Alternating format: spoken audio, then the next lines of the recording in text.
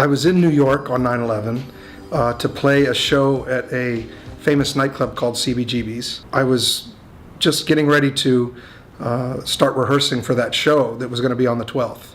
And I woke up the morning of September 11th and the towers were on fire outside of my hotel window.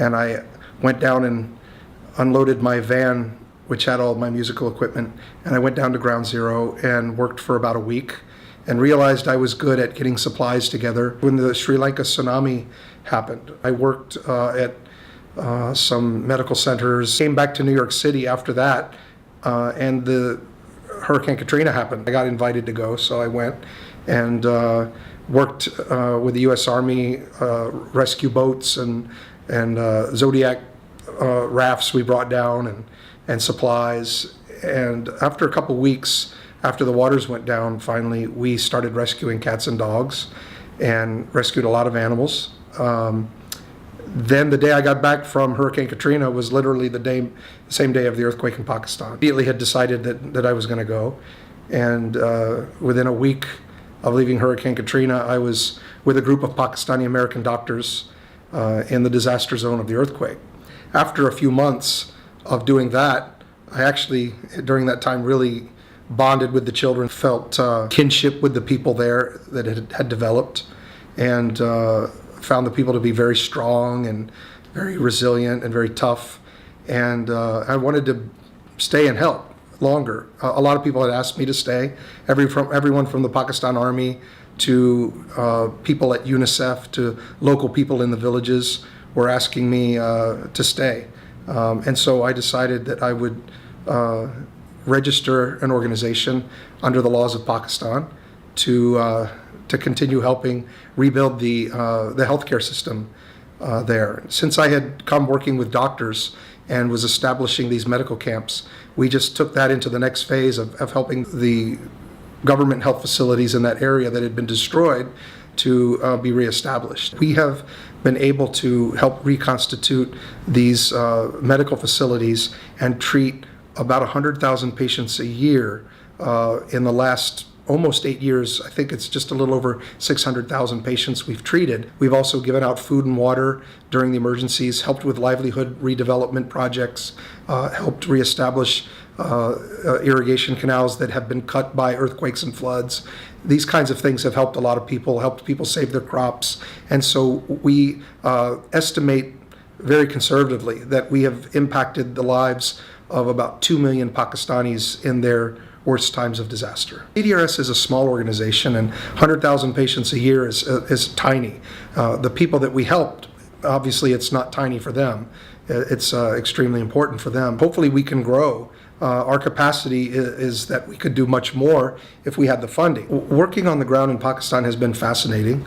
They're fascinating people with fascinating culture, their music, their food, the mountains and the scenery. It's just gorgeous. It's an amazing country. So I've gotten to see a lot of that. And I've also been able to travel all over the country without security in places where that's not recommended. But I've been able to, through the work that I do, meet people on a different level and on a human level. And of course, I do go into a village with a tremendous amount of respect, good medicines, good staff, and a local partner. One of the things that I think I can do most for Pakistan, besides the role that we have in helping people with disaster relief and healthcare in remote areas, is to use the fact that I've been on ground without security for 8 years to talk about the experience that I have with other Americans who don't know about Pakistan, and other people around the world that only hear 2% of the truth 100% of the time about Pakistan.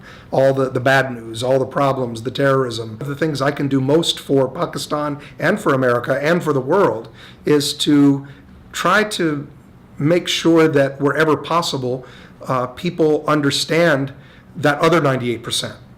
The wonderful children of Pakistan. Thank goodness that Malala has now entered the American consciousness, and that people are understanding that there are innocent, wonderful children in Pakistan. There are a lot of other heroes, and not just children heroes, that there are women and there are children and men doing amazing things. Some of them under threat of their lives. Some of them, doing amazing things in technology. Some of them doing amazing things in academics and in humanitarian work. It's actually quite extraordinary to me, the amount of love and respect that I've gotten as an American from people in Pakistan.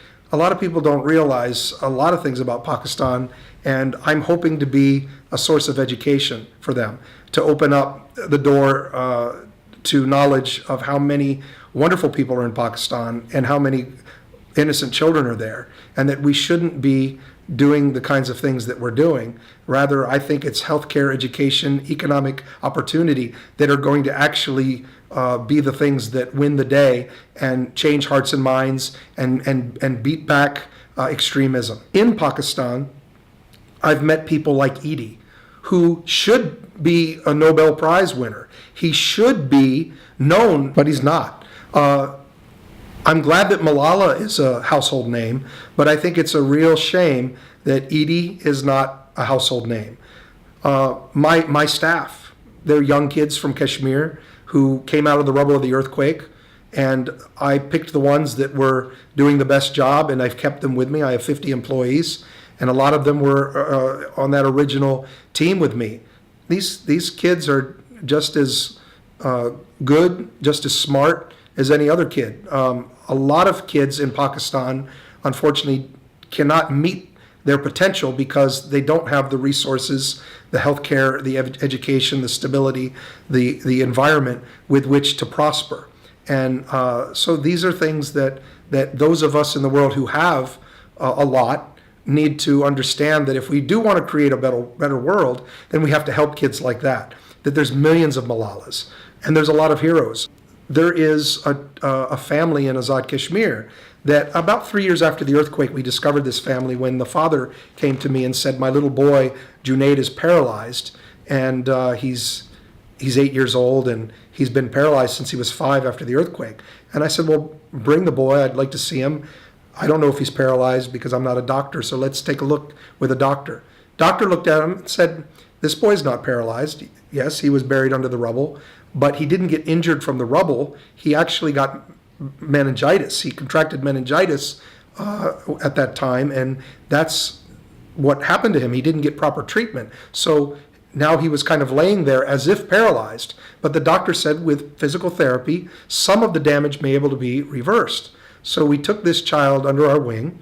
He was laid up in the bed, completely reliant on his family, a very withdrawn, sad little boy who wasn't able to go out and play when his brothers and sisters were able to, wasn't able to go to school when his brothers and sisters were able to, and basically was helpless. And we took that little boy and we got him physical therapy. We got him a home health aide and a home teacher. And for a year, he got his lessons at home until we felt he was ready to go into a regular school. And then we took him to a local school and provided his transportation, his nutrition, his physical therapy, and paid for the school fees and uniforms and books for his 5 brothers and sisters, who, by the way, he has a sister who's just like Malala, a beautiful young girl, very bright, very intelligent, is learning English, and is just one of millions just like Malala that Americans need to support and need to get to know. With just a little support from our side in the healthcare and education department, and with a little bit of resources put to this child, he's actually gone from a liability to his family, somebody that they have to take care of, who wasn't contributing anything to a poor family, wasn't able to contribute anything. Now he has transformed his life with the help of CDRS and our donors. He's transformed his life into that of a boy who is smart enough to go to college, and according to his teachers, they believe that he can go to a university and excel, and then get a job and be the exact person in the family that can get his family out of a poverty situation. We're hoping to utilize whatever resources that we have and whatever partnerships and collaborations we have for the betterment of poor children in Pakistan. Now, I've also worked in Haiti and Japan after their disasters, so we would like to expand projects in those places that have been affected by disaster and poverty and conflict all over the world. Pakistan is a great place to start, but we want to go further than that and be a positive force with other partners in peace. To hopefully create a world where we can get rid of this old paradigm of wars and conflict, and bring about a chance for our children and our children's children to have a world where people can enjoy peace and stability and economic development. We provide minimum standards, which are high minimum standards for children that are in poor countries and in developed nations, that they would have, they all have a chance to have good health, good education, and good economic opportunity. And I think that those are the things that are going to erase war. A fleet of helicopters came from Afghanistan to work to help the people affected and devastated by the earthquake. I remember a couple things very clearly. Number one, the wonderful young servicemen and women that I worked with on these helicopter crews were happy to be helping people rather than fighting people. And they were happy, and they were really, really, I guess you could say, almost relieved to be in a situation where they could use these machines of war to be humanitarian machines of good. This was an extraordinary thing that saved so many lives in Pakistan, and I saw it for myself. And the people in these areas who didn't think much about America beforehand all of a sudden started thinking pretty good about America, because they were getting things that they needed, and they were getting supplies, and they were getting medicines, and they were getting their relatives who were hurt and injured critically shipped out to hospitals in places where they would have never been able to get to without these helicopters. So it was an amazing thing, and there was a couple years there where the thinking about America was at its high point, I would say, and it was because of that. You know, people saw with their own eyes the good works that we were doing, and they appreciated the help and the love and the support that America and its armed forces gave at the time of the earthquake. By doing good things, that we do get the majority of people in a country on our side.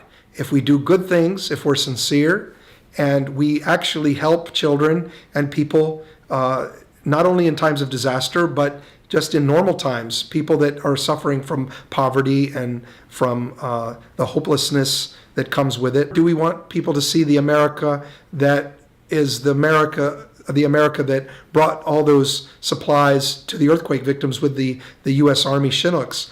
I think that when we're talking about making America safer and making the world safer, that our resources, our military might, our people, our money, whatever we have, if we engaged in a Marshall Plan in Pakistan and Afghanistan, a tsunami of a giant wave of humanitarian aid, of assistance, of education and welfare and support to the children of Pakistan and Afghanistan. I think that what we would see is the fires of extremism would get snuffed out in a way that drones can't do. The only thing that drones can really do is snuff out some lives, but create fires of hatred that only create more enemies. It's a mathematical equation that just doesn't work, because it creates more enemies than it destroys, and that's not our goal. If our goal is to make friends with people around the world, then if we do more sustained development and humanitarian work for people who need it, then those people will not gravitate to extremism. Rather, they'll be our friends.